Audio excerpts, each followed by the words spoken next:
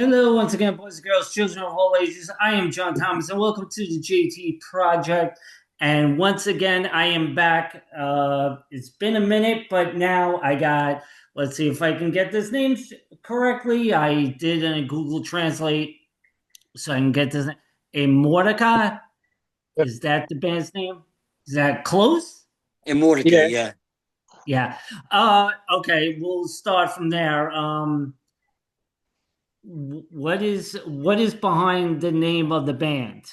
Is there a hidden meaning behind it? So Immortika basically stands for immortally put together. So that was kind of like the slogan that went with the name. Ah, oh, let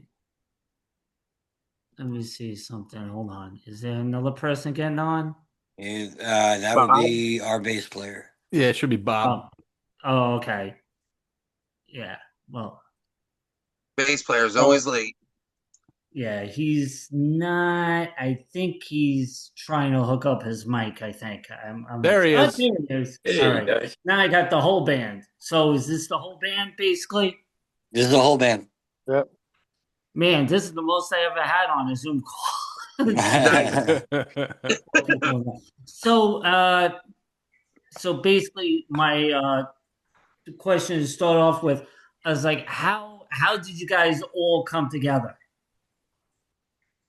Go ahead, Rob. Yeah, Robbie. So me and Bill, we were in another band, and since that band, wasn't working out, I had Immortika as a project band on the side for, at the time, I believe it was 3 years. We had a couple songs me and Bill had put together and decided to use them. And then we needed a singer. So Steve was supposed to sing for us in the past. And then he saw my post, he liked it, and immediately I reached out to him. And I was like, hey, are you interested in singing? And, we all got together. Um, and then Drew came in the band, and then Bob got in the band. So that's how it really all started. Nice. So basically, you guys came together and all that. I was like, how do you guys gel as a band and like rehearsal and all that before we get into any? Well, basically, okay, let's cut to the chase and talk about the album. You had like this new album out, was it The Enemy and Me? hmm So I was listening to before we started this interview. I listened to it 3 times. I mean, I'm big on placement of songs and all that. How do you guys have a, because it sounds like that, well, the first song you have is The Enemy and Me, which is the self-titled album, a self-titled track. And then you have Believer. Is it Believer? I don't even know. Oh, Yeah, probably. yeah. And we'll circle back to that because you did an acoustic, and I was listening to that, and that's a fucking banger as well. Um, so basically, the placement of the songs, I'm big on that, and it's like you go from heavy down to like mellow, and then you pick it back up and all that, and then you finish out with a fucking banger of a song, which is what was it? You'll Was be. it nothing was it nothing left or something like Oh, that? yes. Yes, Yeah, nothing yeah. left. That. It's So Bob's favorite song. yeah. So basically, in the Enemy of Me, I mean, I catch when the first couple of like the first chorus is like sounds like a little like Papa Roach. Is that what you were going with a little bit? No, it was when we started writing these songs. So as the band's been going on, we've been progressively getting heavier and heavier. And I think this new album was more along the lines of just old school metalcore, I guess, is kind of what I was going for. Um, but I really don't. I think above all else, I try not to mimic anyone else. I think I just try to do it the way I do it, you know? Yeah, that's true. I mean, obviously, when you listen to bands, I'll try to. I was like, oh, this band sounds like this, or this band sounds like that. But I know that there's certain bands that want to go with their own.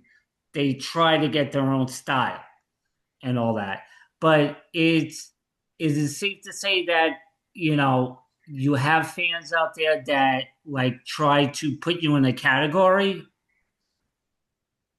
Um, I'd say yeah, but also I think that kind of happens for everybody. Um, but yeah, I'm sure like people try to categorize what Immortika is as a whole all the time. The problem being with that is that we don't have one particular style. As you heard on the album, everything is a little bit different from one another. Um, and the new stuff we have coming out that we're in the process of recording and releasing right now is even monumentally heavier than that already is. So you can categorize this as something now, but a month from now we may be something completely different in your mind. So Yeah, that's true. Um, so basically with this album, how was it recording this album that you had put together? I mean, how long did it take you guys to record this whole entire album or EP? I think I sang it in 2 days. Yeah, just Wow. about. It wasn't really that long for this one. Yeah, no, this one didn't take long at all. I think we did drums. The drum tracks were recorded in a day. Hmm. Um, the guitars were done in a day. The bass was done in a day, and my vocals, I took 2 days for the layering and the backups and the editing and the mixing and things like that. So yeah, 2 days to record my vocals. So what is that? Six days in total? I think it took us to record this thing. Yeah. Wow. Unbelievable.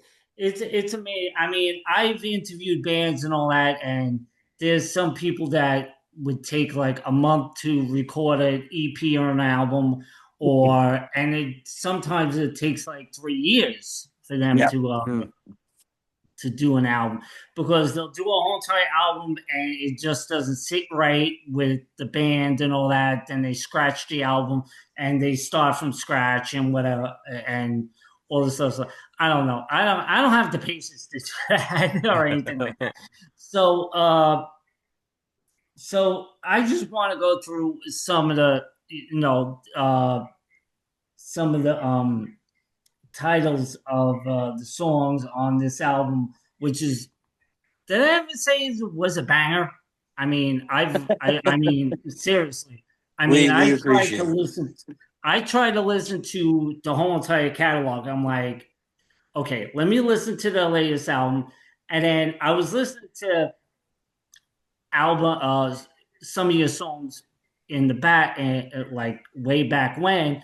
And then I was like, okay, they did. Now, did you guys think that? Would you say you did a 180, like you switched it around or anything like that?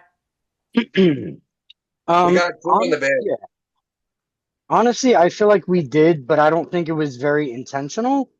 Hmm. Like I said, our sound, we had songs that, we would just play in the studio. Next thing you know, it's wait, what did you just play? Wait, try it again. And then it just became a song. So Ah, it okay. was a whole different, you listen to the first album and Hmm. we started to progress from there. So I want to use the word progress only because we never went for a certain style. Like, we're just going to be a metal band. It Mm. started off as that, and then, we couldn't help but the songs had different sounds to them, and we thought everybody can enjoy more than just one genre of music. Right, right, right. So, like I said, that with the first song that you guys had, the Enemy of Me, I was like, can you briefly describe like I said, it said like a little bit of like a Papa Roach feel to it and all that. So where, like, what is the meaning behind that song? A little bit. All right, go lyrically in "Enemy and Me" is exactly as it stands. Like with the title of the song, honestly, it was written all about me battling myself and my things that I deal with, my depression and just mental hard times. So "Enemy and Me" is all a song just entirely about battling yourself, basically. That's good. Well, I mean, not to make it about me, like 2 years ago, I decided to rear end somebody with a DWI and got arrested. Got the silver hand, You got the decided to silver do that? bracelets, and I've been, was it as of today? I'm 34 months sober. There you go. Good for you. So Congratulations. That's nice. thank you. As soon as that happened, I was like, nope, I'm done. I don't know how to this day I still can't see people do it like 6 or 7 times and get their license suspended Mhm. or spend the night in jail or whatever. I was like, no, that. If that didn't scare me straight, nothing will. I mean, just getting so. I mean, my sister was pissed beyond belief. My mother was. I mean, my mother's not on this earth anymore, but still, I mean, she would have been pissed, basically. So uh, we got the second song on the album is called "Believer," and you did an acoustic version of that. We'll circle back after we do the whole entire album. So, what was the meaning behind that song? I was actually back in 2010. I was actually about to back out of the music industry entirely, from my previous bands, from everything. I was going to stop making music altogether. Um, and Believer is entirely about the fans and the friends and everybody who said, like, don't, like, you enjoy doing it, you love doing it, it's who you are, like, you know. So it's about the people that believe in you, basically, and just push you along. Yeah, there you go. I mean, basically, I was like you think you can get, you want to give up, and people are pushing you to keep going and all that. And that's the same thing with anything. I don't want to make it about me about drinking and all that. I was like, when I'm at my breaking point and I want to go back to drinking or whatever else, it's like there's people behind you. It's like, you better not do it. I'll kick your ass or anything like that, or get in trouble. So, things like that. So basically, your next song is was it "Show Me," which is, I mean, I'm like, I was listening. That had like an upbeat tempo to it. Is that like how you intended it for it to be, or that's just how it came out? I'd say it's a little bit of both. It came out that way, and we all kind of just decided to run with it and see where it went. Nice, that's good. So the next one would be was it betray me? Was Yeah, betray me. Uh, like, what is behind that song? Is it like something like a certain person in your life wanted to betraying you, or like people like backstabbed you or anything like that? You, Robbie, you wrote that one. Yeah, so that song was pretty much about I guess you could say like past relationships that fail, friendships that, friends that stab you in the back. So I think the whole message was I guess you really don't know someone until they show their true colors and you end up hurt from it. So I think that's pretty much where the song started off from. Ah, okay. I mean, I've seen people like that. I mean, there has to be people in your life that betrayed you one way or another, and all that. A girlfriend, a boyfriend, or a friend that, like, basically does shit behind your back and whatever. So the last song you guys had, which was great way to end the album, uh, was it Nothing Left? I was like, what was behind that one? I was like, you left everything on the table, and, like, I mean, that song just like captivates the whole entire album, basically. Uh, that song entirely is actually about positivity. The chorus of that song ends with "There's no such thing as nothing left." Like, basically just to say, don't give up. Keep doing what you love, keep pushing, keep doing what you're doing, because there's no such thing as nothing left. There's always something there. So. So, bas so as we circle back to Believer, I mean, you did an acoustic version of it, and I was listening to that, and that was fucking great.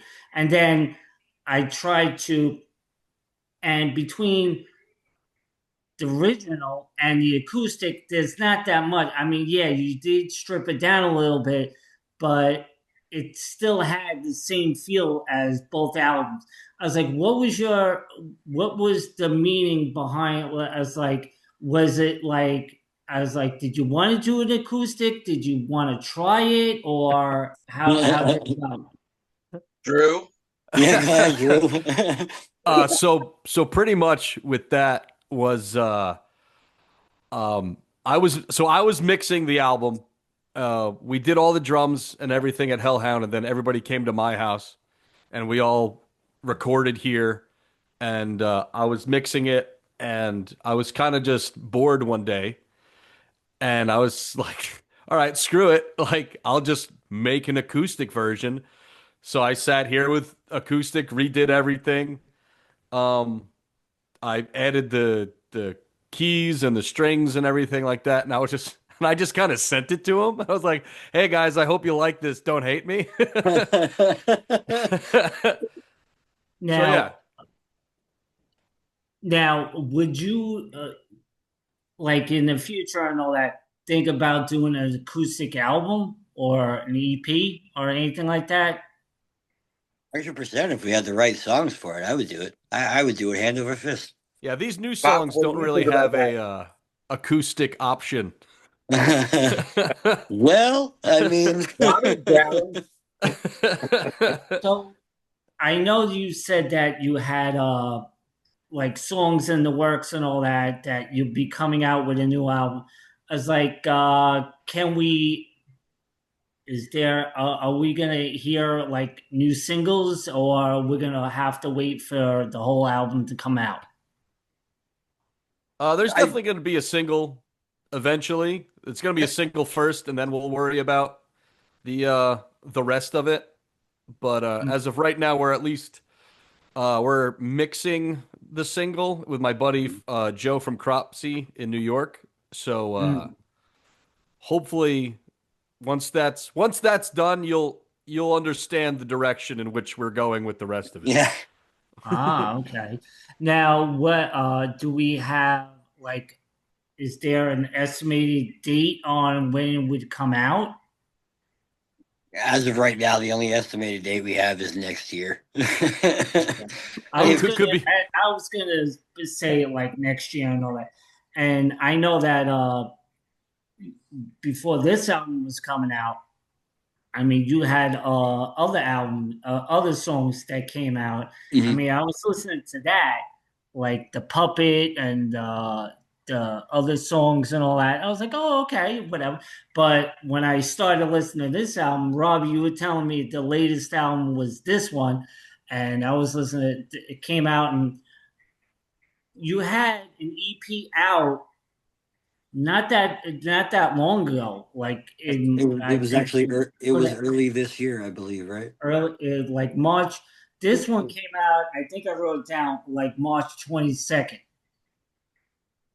It came out, I think. And then before that, even in March, you came out with like a 3-song EP, I think, Mhm. Yeah, or three or something like four, that. yeah. So basically, what do you have in the future? Like, why don't you tell the people on, like, do you have shows coming up or anything like that? Um, oh no. Um, yeah, we actually have a show this Saturday in Staten Island, New York. We're playing with Slaughter Son, Lunacy, and Bastard Skull, I think. Right? Bastard Skull, yeah. So that's this Saturday. That's at Mother Pug Saloon in Staten Island, New York. And then on the 22nd of November, we are back at home in New Jersey for the first time in a long time, playing at Dingbats in Clifton with some friends of ours. Our friends Inga and Mother Mad World Mad World. I thought it was Mother something. and Heart for Bait. So that's November 22nd. And then on January 24th, to help celebrate my birthday, um, we're playing at Lucky 13's in Brooklyn with our friends in Earthbound AD and Ingal once again, and our new friends in Ryder. Ah, Yeah. I interviewed Mad World. Nice. They're good people. They played with they did a cancer thing in and what was it, Debonair Music Hall and all that. Mhm. So now now I've been to Dingbats and all that, and I don't know if anybody remembers if Lemore's in Brooklyn as Mhm. like or CBGB's. That's the type of feel I get every time when I go into that club and all that. Mhm. Of course, my wife doesn't like it because it's too freaking small. That's I was like, but you're not a rock and roll person. Sorry, you're not. You're a Taylor Swift. Thank God she doesn't like Taylor Swift. Thank God and all that. So, as now the floor is yours. I was like, where can they reach out to you guys? Like, what social media sites? Yeah, Rob, I don't know.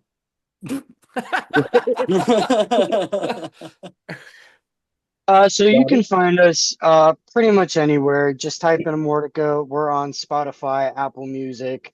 We're also on YouTube as well. Facebook, Instagram. We're on TikTok. So there's links all over the place. You can find us. We're not hard to find. Or basically just Google the band's name, and you'll find it. Basically, Google's your best friend. Uh, So, guys, thank you for coming on. I know it's been a while and all that. Robbie, I know I deleted the message all of a sudden that you popped back on. Oh shit, I totally forgot. I was like, I remember sent. I think you were in the middle of producing, recording the album, which is totally understandable because greatness doesn't come once in a blue moon. So all the best of luck for you guys with your next album and all that, and Thanks. hopefully, guys, see you up in the future and all that. So thanks for coming on, and I'll talk. This is JT signing off. Bye bye. Adios. Have a good night. Bye. Adios.